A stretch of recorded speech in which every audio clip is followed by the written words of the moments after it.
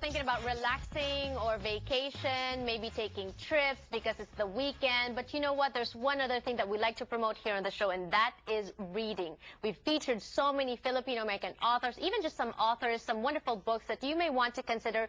It helps enrich our lives when we read, because for me, it transports us to a different life, a different era, no matter, you know, what else. You just get absorbed and you forget about problems and stuff like that. So it's so relaxing, and I guess it also teaches you a lot of things when you read, right? Mary V is another Filipino-American author. We should be proud of her. An author who's written 17 books already, and she has one now that she is taking on a tour, and that is called The Mango Bride. Congratulations. Thank you. And welcome to Kababayan today. Thank you. Mary V is joining us from San Diego. She actually drove, but, you know, I am serious. Earlier we were talking about her career, and you started writing children's books. Yeah, I started writing children's books when I was, well, this is the long story. It's basically I was a copywriter in an ad agency, and so I only wrote really short ads, 30-second ads. And I decided I wanted to write like short stories, but because I was used to writing like jingles and stuff, they started out being like in verse form, so they're narrative poems. How cute are those? Yeah. Okay. So because they were narrative poems, even though they dealt with other things like racism and growing up and all that, I got put into like the children's fiction category. And so I went through that. I did a bunch of books. There were a series of 4 books that were actually Filipino-American kids that were called the Jenny and Jay Private Eye series. And they were set in, you know, various parts of the United States. But after that, I moved here, and my ideas started to change focus, because I was thinking about being an immigrant and living here. And so I wrote a series of essays for an online magazine called Leg Manila. And those essays were eventually anthologized. I put together a collection called Suddenly Stateside. And those were autobiographical narrative essays. Your experiences and all that. So you're published in the Philippines and here. This is the first time here, yes. How do you get published in both countries? Are there similarities, differences in terms of, you know, looking for a publisher and pitching your story ideas? Well, it's very different in the Philippines. For one thing, it's such a small industry that they don't have the profession of literary agents. You just go directly to a publisher. So at the time, we had, you know, my art director and I, because it was a children's book, we had approached several publishers. And finally, we found Lorenzo Tan of Bookmark. And, you know, he said no to the story we presented, but then I said, well, why don't you look at these other stories? Yes. And he liked one of them, and that started me off on my Determination. way. And I think that's what you also really need more, especially here in the States, because I hear that competition is just so tough. It's pretty crazy. And publishers here, this is the other difference, will not look at a book that's sent to them by an author. They need to go, you know, through an agent. An agent. And do agents, can you just approach any agent? They have to go through your works first, too, and evaluate whether they'll take you. Yeah, you do. So you have to send out a lot of query letters.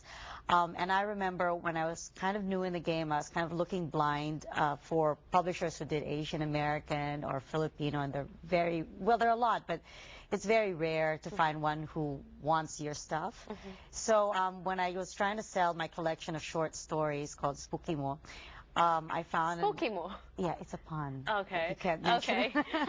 So anyway, they're like horror goth stories. And one agent who was formerly with the Sandra Dykstra agency, which represents Amy Tan, took a liking to the collection. But Amy Tan of Joy Luck. Yes, exactly. But because I didn't have a novel, and you only generally start with a novel, unless you're someone like Jhumpa Lahiri or, you know, Leslie Tenorio, and you've been published widely with your short stories, they will only want like a novel. And that's when you started that. That's when I decided. The Mango Bride. Exactly. I love the title. Tell us what the book is about. It's about mail order brides. It's about a series of stories, of immigrant stories, because there is a character who is an interpreter, and she interprets for immigrants who can't defend themselves in court or call 911 or report car, you know, accidents. But at the same time, there is a parallel story of a mail order bride who comes to the United States, you know, through a matchmaking agency, and there are many of those. And she, you know, she hopes to find happiness, but her story turns the other way. So How yeah. long did it take you to finish this book? Okay, 2 years. 2 years. 2 years. And because you're not working on it full time. Is it better like that, or?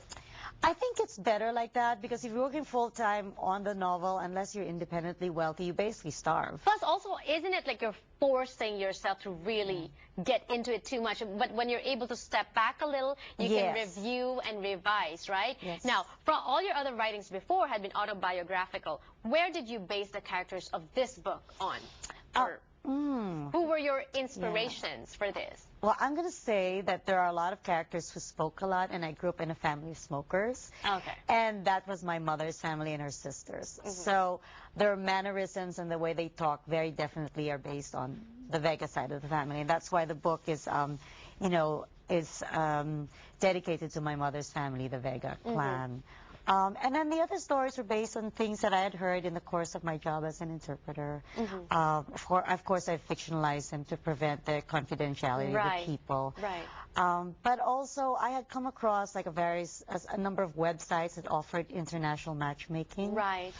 And in the course of looking through their pages, I thought, well, this is basically human trafficking. Exactly. I mean, it serves certain people. I'm not saying that everybody that's a mail order bride ends up tragically, but there are many happy marriages that come of it, but sometimes not so much. The flip side of the coin.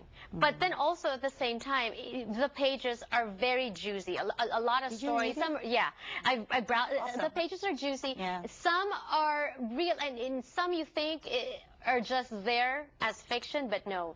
A lot of stories that happen to some of our Kababayans as well, and some a lot of mail order brides. So thank you. Why don't you invite us to which cities are you stopping at? Well, I'm going to be in LA on Saturday at Skylight Books. And then I'm going to be in San Francisco at the I Hotel on May 9. And then on May 23rd, I'll be at the University of Washington.